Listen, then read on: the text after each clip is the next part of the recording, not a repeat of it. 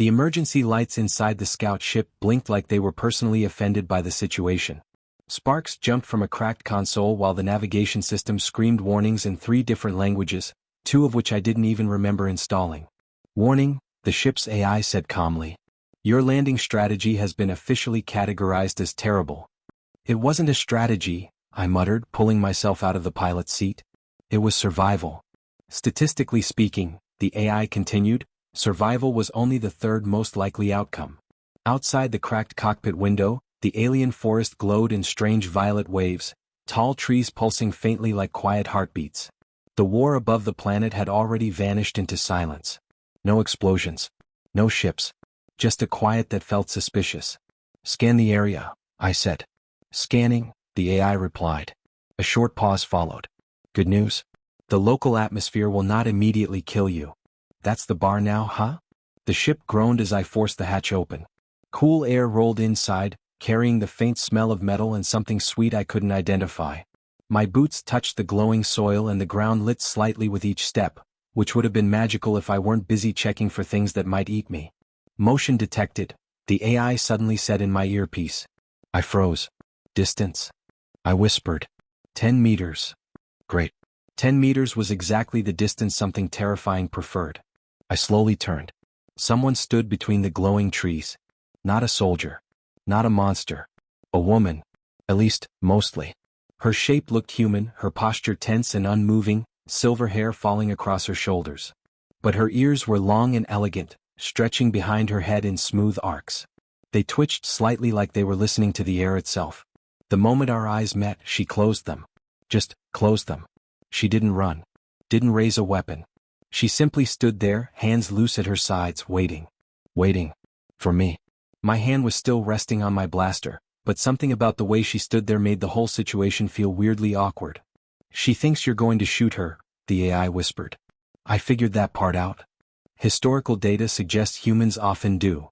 "Helpful." I looked at the woman again. Still standing. Still perfectly still. Still waiting for death like she had already accepted the schedule. A full 10 seconds passed. Then 20. Finally I sighed and lowered the blaster. "You know," I said, "this is getting uncomfortable for both of us." One of her long ears twitched. The AI cleared its artificial throat. "For the record," it said, "this is the part where heroes usually say something dramatic." I scratched the back of my head. "Hi," I said. "So, funny story about the whole, not killing you, thing." She opened her eyes slowly as if expecting some hidden trap to spring the moment she dared, and I immediately regretted the high line. Her glowing blue irises scanned me from head to toe like she was running an advanced threat assessment algorithm in her brain. I half expected numbers and graphs to float around her head, but no, just pure, concentrated suspicion. You are human," she said finally, her voice soft but sharp, each word deliberate. "You could have killed me." "I could have," I admitted, scratching the back of my neck. "But I'm really bad at following instructions sometimes, especially this shoot first, ask questions later type. My record is terrible." Her eyebrows shot up, or at least as far as they could on a forehead that glimmered faintly under the violet forest light. "You joke?" "Yes," I said, relieved. "Mostly. Sometimes my jokes are about getting eaten by alien wildlife, which might not be funny to everyone." She tilted her head slightly, ears twitching in a way that made me almost laugh. "You, not like stories say?" "What stories?" I asked. Her eyes narrowed, like someone trying to compress centuries of fear into a single glance. "Stories, humans, conquerors, destroyers. They kill everything." I snorted. "Yeah, okay, I'll admit some humans are terrible. But you've got the wrong guy. I can barely kill a space snail without panicking." Her lips twitched as if she was fighting the urge to laugh, or maybe it was a warning. I couldn't tell. Her entire species clearly had a very sophisticated poker face. "You speak poorly," she said. "But, explain." I gestured vaguely at the half-crashed ship. "Look, long story short, war happened, I ended up here, and now I find you hiding in a glowing forest. You look terrified, I look exhausted, and neither of us has a clue what the other is doing. Basically, we're 2 lost people in a sci-fi version of a trust fall." She blinked. I swear her ears twitched in disbelief. "Trust fall?" "Figurative," I said quickly. "Although, literally you might want to step carefully. Forest floor likes to eat shoes." Her shoulders relaxed slightly, but her eyes still held a quiet suspicion. You joke while you live? Yep, I said. It's how I survive. That and making bad decisions that somehow work out. Mostly luck, a little skill, and occasionally just pure stubbornness. She exhaled, a sound that was half relief, half exasperation. The humans are strange.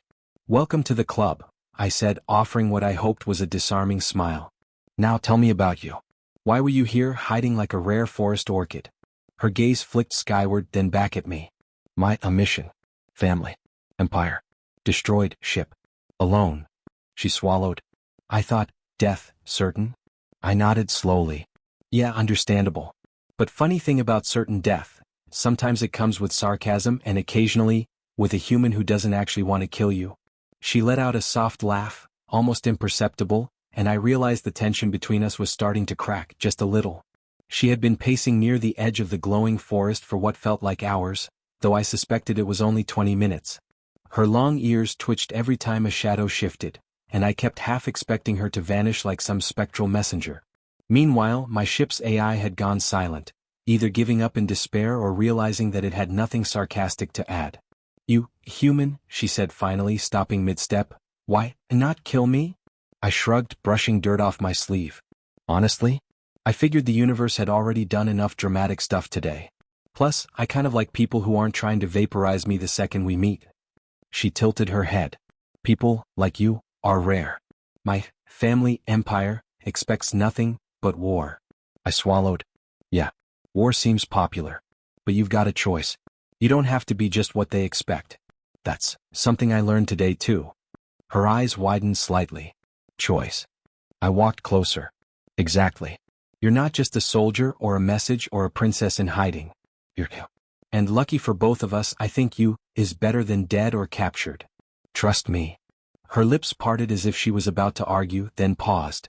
And that pause, that tiny hesitation, made the world feel lighter. I laughed, a short, awkward human laugh. Okay, full disclosure, sometimes I solve problems by kissing people. Not a great tactic statistically, but surprisingly effective emotionally. Her eyes went wide.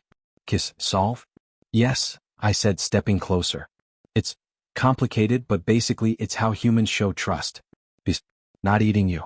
Figurative and literal. She blinked. Then, slowly, almost deliberately, I kissed her. For a heartbeat the forest held its breath, the violet glow reflecting in her eyes. She froze, a mix of shock and disbelief painted across her delicate face. Then, she laughed. A soft, musical sound that made my chest feel uncharacteristically warm. The AI immediately piped up. Congratulations, sir.